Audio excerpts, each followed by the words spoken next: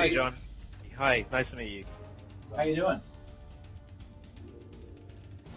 Cowboys and Aliens is not your typical summer blockbuster in that it has a story and takes time to establish the characters.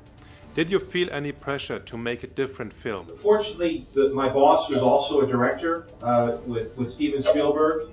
He was the guy who hired me to make the movie, and he was the guy who was the studio. So the pressure would have come from him, and fortunately, he has a really good sense of how to create rhythm and how to tell a good story. And he also gave me, as a director, a lot of freedom to bring vision to the film. When I came on board, nobody was attached, and the first guy that I got on was Daniel. And even though he's a very British actor, I thought he would be a very iconic cowboy. It seems that it was always a dream of his to play a cowboy, and he, he's a very physical, dangerous presence in a film. And I felt that he bore a pretty strong resemblance to Steve McQueen, especially when you put a cowboy hat on him. I need to know where you came from. So do I. So he anchored the film as the mysterious Leone-style gunfighter. And once Harrison Ford expressed an interest in being in it, that was like a dream come true for all of us, because he's such an iconic figure. And since The Frisco Kid, which was a comedy, he has not played a cowboy. Although I would argue that his characters in Star Wars and Indiana Jones are cowboys of sorts. What the hell? Looks like he's doing fine.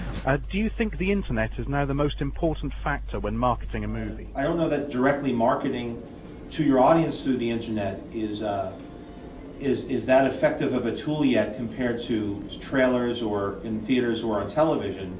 But I will say that social networking is a very important part of the equation, as word of mouth is probably the most important factor when I'm going to see a movie. If my friend says this is an amazing movie, you have to see it, even if I've not heard of it, I'll make an effort to go. Question, which of the following concepts do you think has the most potential for a sequel? Pirates and robots, ninjas and dinosaurs, or footballers and vampires?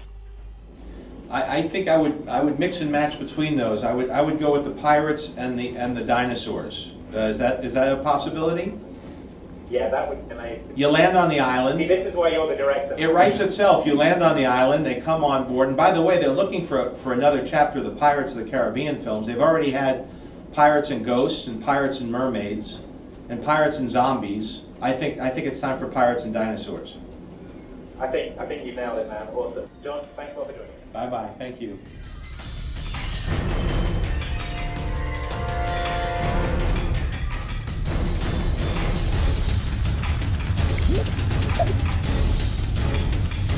How did you come to collaborate with Jon Favreau on this project? I'd say perfect storm and lucky me.